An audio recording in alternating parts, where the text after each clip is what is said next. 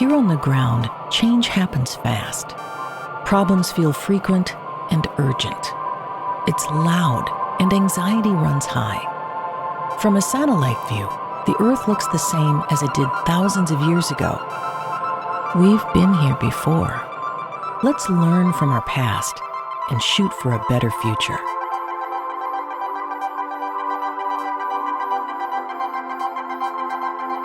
Hello and welcome to this week's episode of A Satellite View. I'm Todd Mickelson, your host, speaking at you from Sunday, August 10th, 2025, in the space and time continuum. I have almost no notes. I had a great weekend where we're recording my wife Heidi's band. She goes under the name Emmeline Muchmore, of course. So we're recording new music with her three bandmates here in our studio in our basement. And I'm in charge, believe it or not. So it's been a really fun weekend. I keep telling you to do the things in your life that you love to do. Don't let this administration, this Trump administration, steal your life from you. Enjoy your life. And that's what we've been doing this whole weekend. I still wanted to do the podcast for you because I had some thoughts about what Kamala said more than a week ago now. I mentioned it last week. It prompted some more thoughts that I wanted to share with you. The world is changing. I think we're going to really feel a big change in the near future in a lot of things around the world. Now, of course, we have weather has been really pretty wild this summer. Here in Minnesota, a lot of rain and then no rain and then a lot of smoke from the wildfires in Canada. A lot of heat, kind of unusual. I remember 20 years ago when the main part of my life, the main focus in my life was to be on Lake Minnetonka in my crappy little 16-foot boat that I loved. But it sank. Anyway, I remember feeling like, man, it's going to be 70 degrees still at 10 o'clock this evening. That's really unusual. Well, that was 20 years ago. Now that's the norm here in Minnesota. These changes in the weather, climate change, earthquakes, volcanoes erupting that hadn't erupted for 500 to 800 years. The Pacific plate, the plate under the Pacific Ocean, seems to be shaking. Did you notice how there were tsunami warnings? People evacuating? And then the tsunamis didn't happen? They were expecting, 10 to 12 to or more feet and maybe 1 or 2 feet waves. The tsunamis, that's a science. We know when there's a 8.8 on the Richter scale earthquake, we have scientific ways of determining what's going to happen after that. Tsunamis are going to happen after that because it was right on the coast of the Pacific Ocean in Russia. Tsunamis are going to hit Hawaii, Alaska, Canada, the United States, West Coast, probably Japan, and probably parts of Russia. And people were evacuated. There were tsunami warnings. And then they didn't happen. The tsunamis did not come. What was that all about? How do you feel? Again, go inside yourself and ask yourself, what is going on there? I know what I think, and it's an extremely positive thing, an extremely positive sign as to what's going on in realms that we are not privy to. We may not have access to, or most of us maybe may not have access to knowing what's going on here. And those are some kind of philosophical things, right? But I want to talk about some things down here on the ground. Those are the thoughts that Kamala put in my head. If you remember, Kamala was on the Stephen Colbert show about a week or so after Stephen Colbert announced that his show is going to end in May because CBS is stopping that show, even though it was the highest rated show of that time slot, late night show, highest rated late night show, most watched, and they are getting rid of it. Colbert himself has become emboldened because of this. Kamala went on the show. She seems to be emboldened and said that the system is broken. And I talked about how big a deal that was in the last episode last week. Also, the show South Park, I'm sure you've heard a lot about it. They had their second episode since they started this new contract. And they are not holding anything back. They have the show on that same, Colbert and South Park are both linked to Paramount now. And South Park's not afraid. Stephen Colbert's not afraid. Kamala Harris is not afraid. You see the Trump administration doing all these distractions, and this is precisely why this show's a little different. First of all, I had a really great weekend working on music, but I still had these thoughts I wanted to share with you. I was still excited about doing the podcast for you this week.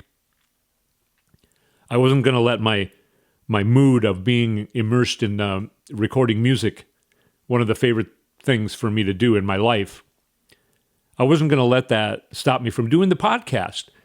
I obviously have not rehearsed my thoughts here very much, but the fact that they're emboldened and that Kamala Harris is now saying, I don't want to be back in the system because the system is broken. This takes me back. Let's go back right now. Just with me, in my experiences, back to the year 2011 and 2012. I was running for the Minnesota State House of Representatives in a very red district. In 2012, the biggest issue was gay marriage because the Republicans in Minnesota wanted to change the state constitution to make it permanently illegal for gays to get married. And what ended up happening was, if they would have not done that, probably gay marriage would have taken longer to be legalized.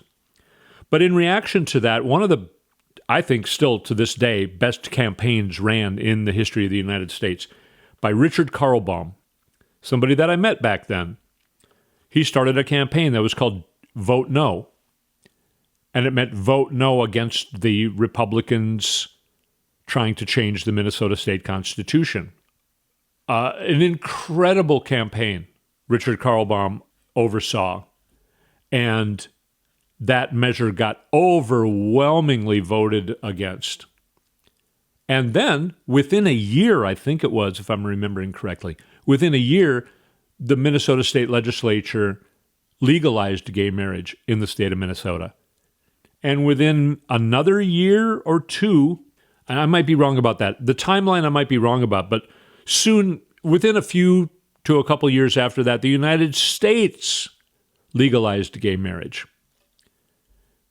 And a lot of this was because of how hard the Republicans were fighting against gay marriage. Now, here's what I'm talking about as far as the system. Being in the system and out of the system. When I started as a candidate, there were very few political activists. I would go to our Senate district meeting, Senate District Committee of the Democratic Party in Minnesota, called the DFL.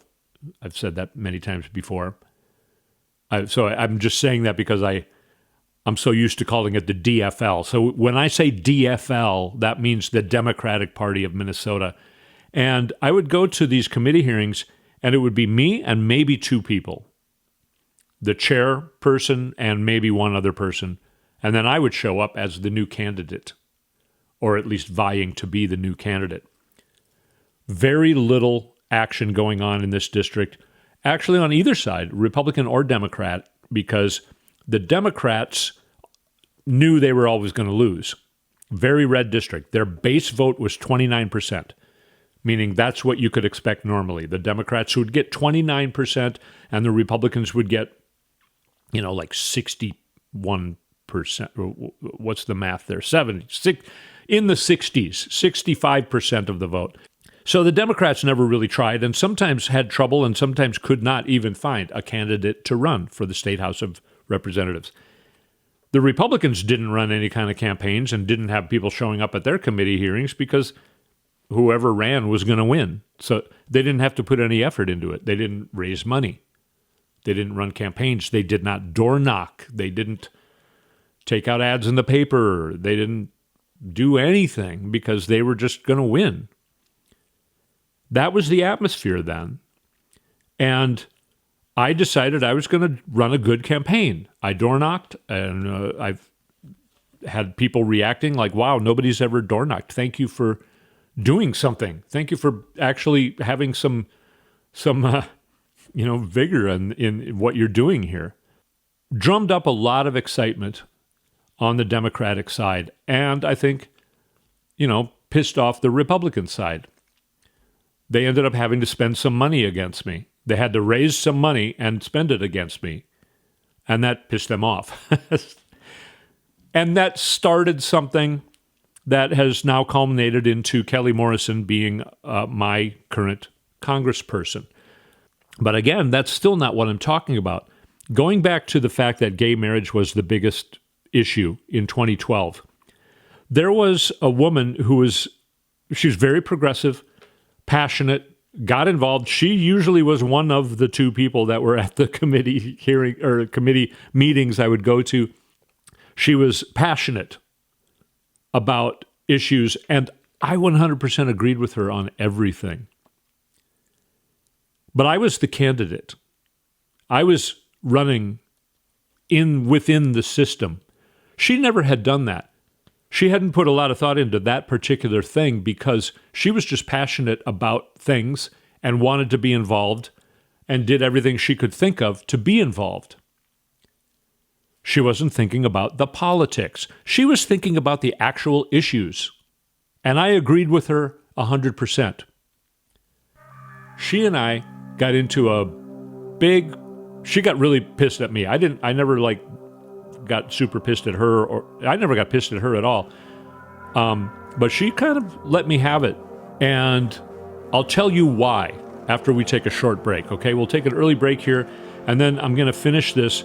But believe it or not, I'm going to come around to making a point that I really want you to ponder on, because I think this is where we're moving. I think this is where not just the United States, but the world is moving toward.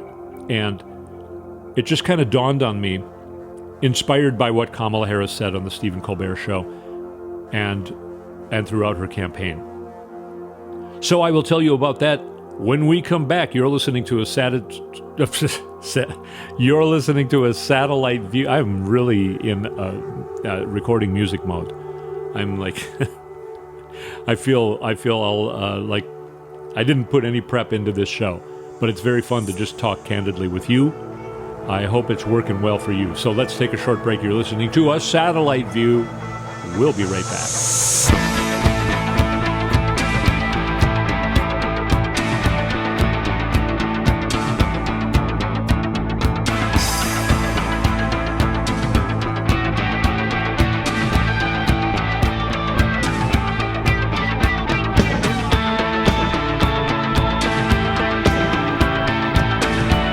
We're back on a satellite view. If you like the music you hear here, go to toddmickelson.com, push the music button, and visit our website, satelliteviewpodcast.com. Sign up to be on our emailer.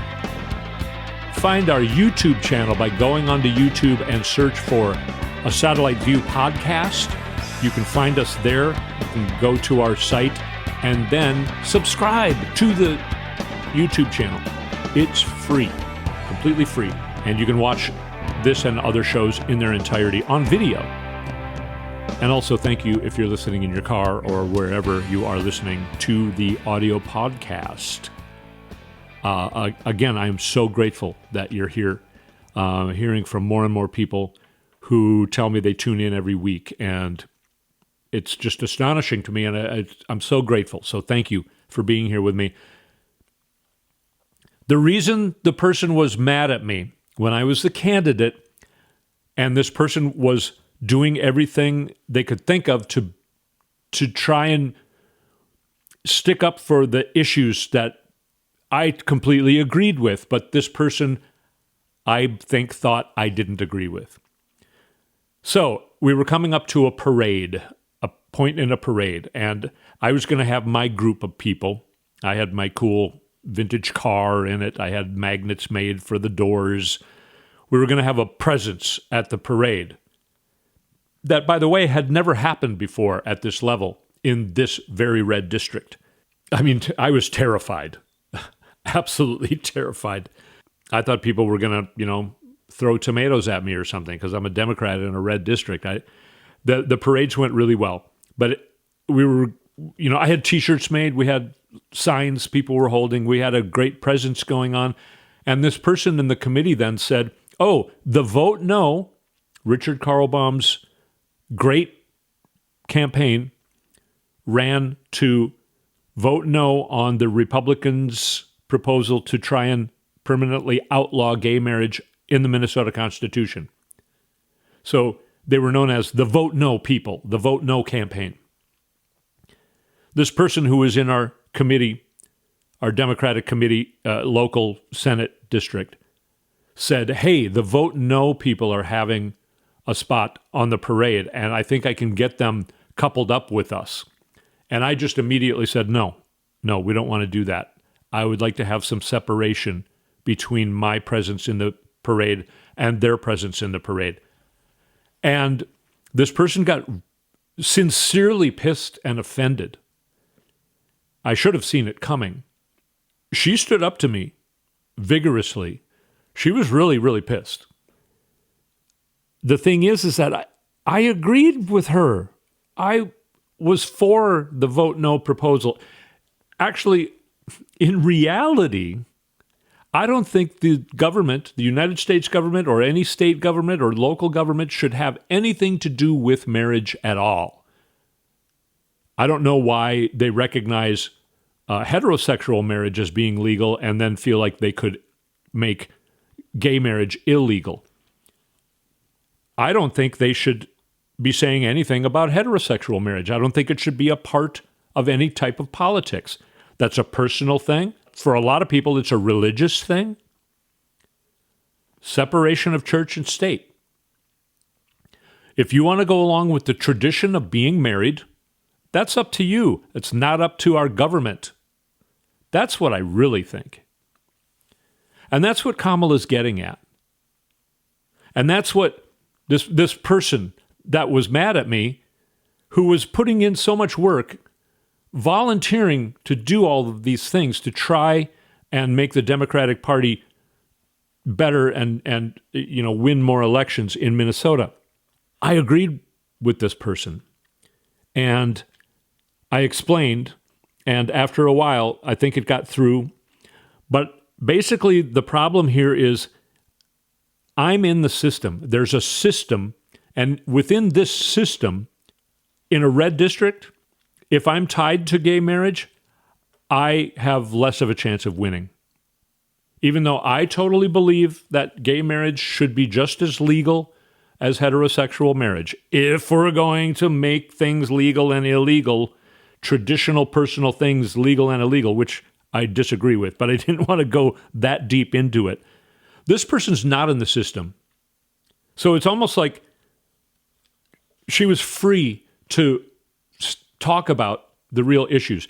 Things like right now that are going on, people talking about the genocide in Gaza. Inside the system, Democrats have to be super careful because of the politics between the United States and Israel.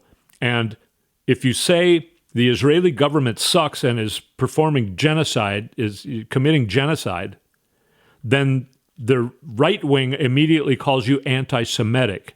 You're against the Jews. That's inside the system. Kamala Harris was asked if she would do anything different than Joe Biden when she was campaigning. At the time, she was in the system. She was the vice president.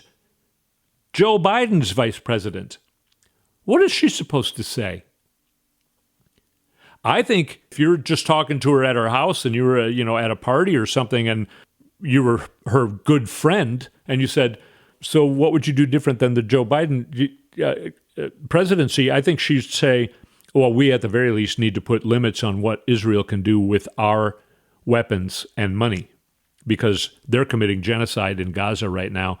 And we need to have some rules that if they don't stop it, we're going to stop sending them money and or weapons. That's what I think her real answer would be. And that's what her answer will likely be now that she's outside of the system. And whether or not I'm correct about her in that regard kind of doesn't matter. I'm trying to make a point here about being inside the system and not inside the system. Now, as a candidate running for the Minnesota State House of Representatives, thinking about the politics of running in this very red district, I was hoping that gay marriage would not come up because I was talking about I'm a small business owner. My daughter has the privilege of going to a very good school district, and I want to have every child in Minnesota give them the same opportunity that my daughter has. That's what I wanted to talk about. When they say, do you believe in gay marriage? What am I supposed to say? Now, the one or two times I was asked about it, I said, I think that it should be just as legal for a gay person to be married as for a straight person to be married. Something to that effect is what I said. And jokingly, I could say, I think gay people have just as much of a right to be unhappy in a marriage as a straight person. But, of course, I am now in a happy marriage, so it's not really that funny of a joke, I guess. Anyway, personally, I would explain that I don't think government should have a hand in marriage at all. I don't think heterosexual marriage, I don't think straight marriage should be legal in accordance with our government. I don't think our government should have a say on it whatsoever. So outside of the system, that's my answer. Inside of the system, I was just hoping it didn't come up. Same with Kamala. I'm sure she was hoping, I hope nobody asks me what I would do different than Joe Biden, because I would do things different than Joe Biden. But I'm also currently his vice president. Inside the system. Joe Biden was inside the system. Barack Obama was inside the system when he just gave too many things to the Republican Party. When he was passing the Affordable Care Act, he let too many teeth be taken out. He wants universal Medicare. So does Kamala, so does Joe, so does probably Bill Clinton. John F. Kennedy openly talked about it. That was 60 years ago. More than 65 years ago. Anyway, inside the system and outside the system, the fact that Stephen Colbert is now outside the system, he's kind of no longer working for CBS. I mean, he could basically strip naked and what, are they going to fire him? Because that would just further vilify CBS. He can do anything he wants to. Even though he's still on CBS, he can do anything he wants to because it's very clear that the country is on his side and against the CBS side. Stephen Colbert has been freed from being inside the system. And you watch what happens to him in the coming years. He's going to be more powerful than he is now as far as whatever kind of entertainer and political being. South Park, they don't give a flying F. Am I right? Okay, that's inside the system. Outside the system, I would say they don't give a flying fuck. Okay, there, I said it. So they feel like they're outside the system. They can do whatever they want. And they're going really far, right? Kamala now is saying, I don't want to go back into the system because the system is broken. I want to go around and talk to the people and ask them what they want for the United States. And even during her campaign, she would say, it's up to the people to decide what they want. It's up to the people to decide how this government should be. I want to hear from the people. We're all in this together. She said things like that during the campaign. And now all that has happened. And she is saying, I don't want to go back in the system right now. To me, that sounds like she's planning on changing the system. If you've been listening to this podcast, you know there are a lot of things going on internationally having to do with electronic stealing of the 2024 election. It is starting to get talked about more and more.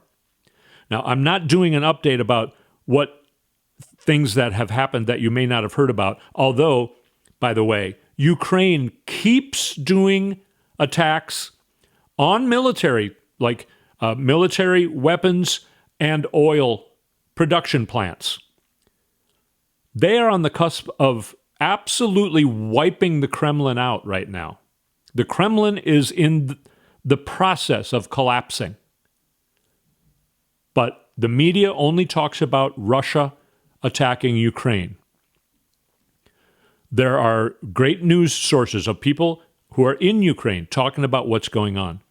You heard Zelensky say, he's basically saying, I don't need to be at some stupid meeting with Putin. I don't care. He's empowered. Now, getting back to the in and out of the system thing,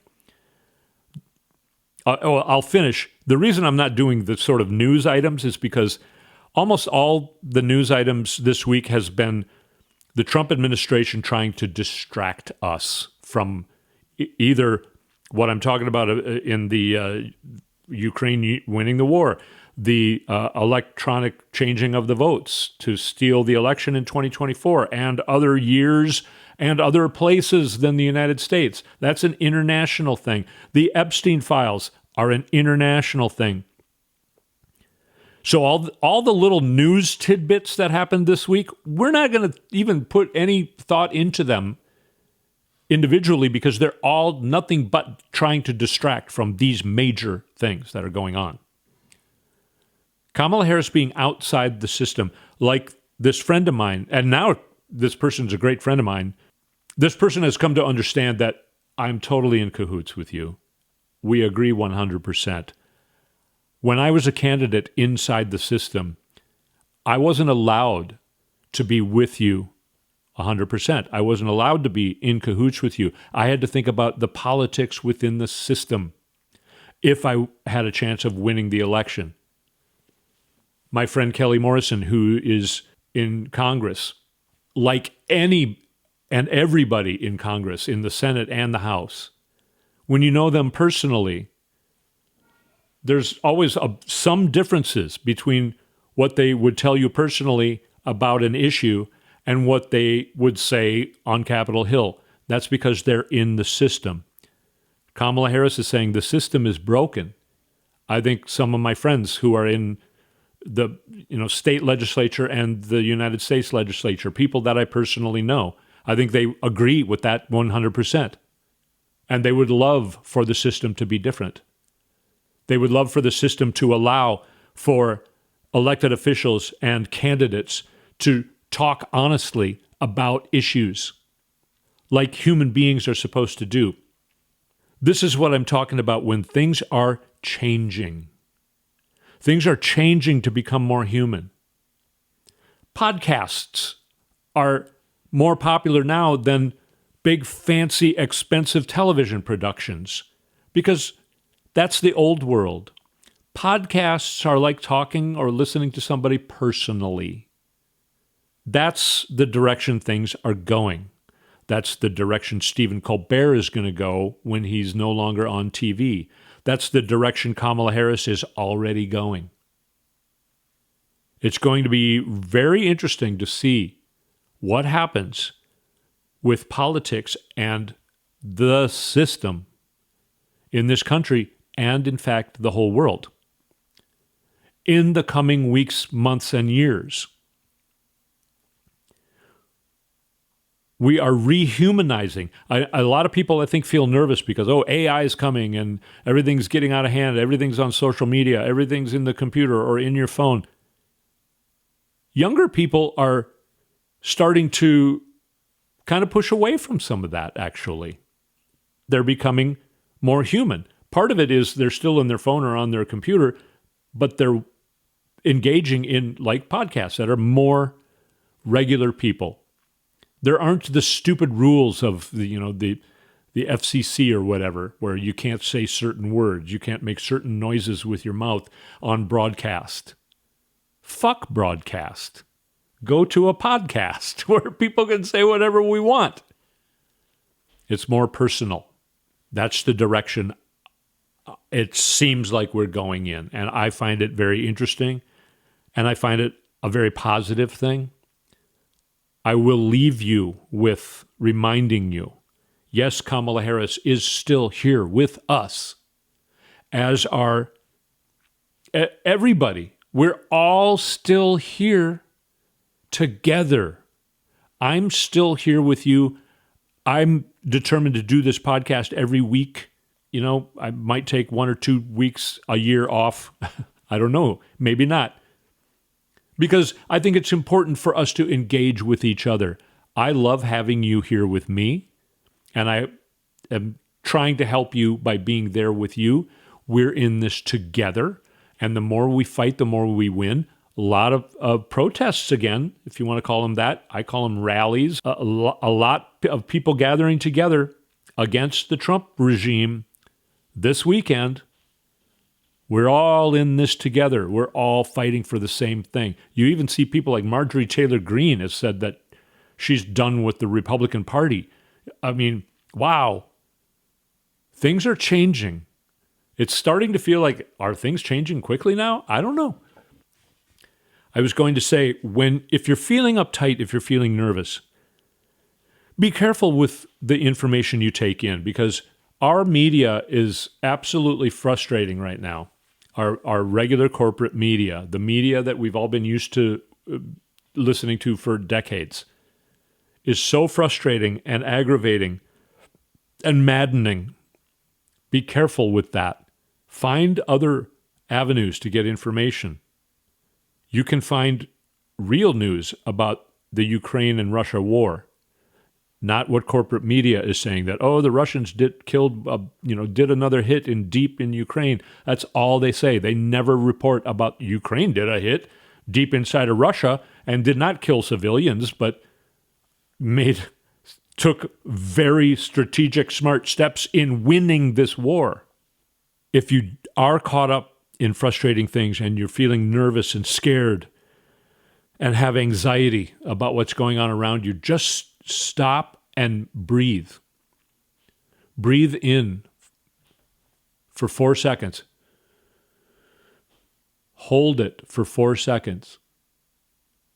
And then breathe it out for 4 seconds. Do it again. And do that again. And do that again. And concentrate on your breathing. And then remember, you're not alone. We're all in this together. Things are changing for the better. It's just that you're not going to find that if you're watching TV, CBS. You're not going to find it if you're watching corporate media, if that's where you're getting your information. Remind yourself. We are all in this together. The tens or hundreds of thousands of people who gather so often, every few weekends or so, sometimes every weekend, they're all here with you. They're on your side. We're all in this together. Breathe.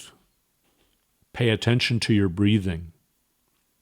Take your mind off of what's giving you anxiety. Feel and listen to yourself. Breathe. And then remember, you're not alone here.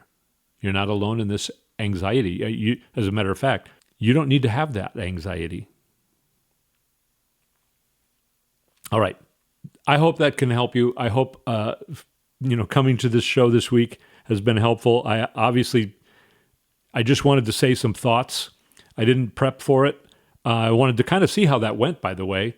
But, having my focus on something that I love to do all weekend was great. And it did not take me out of the brain space of doing this podcast.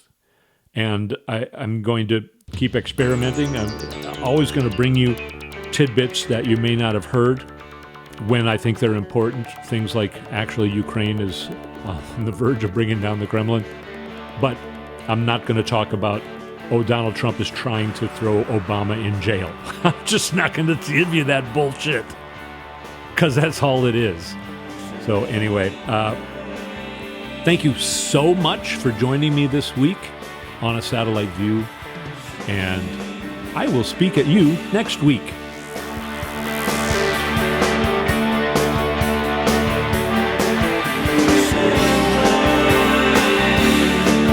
You've been listening to A Satellite View with Todd Mickelson. Go to toddmickelson.com for links and more information.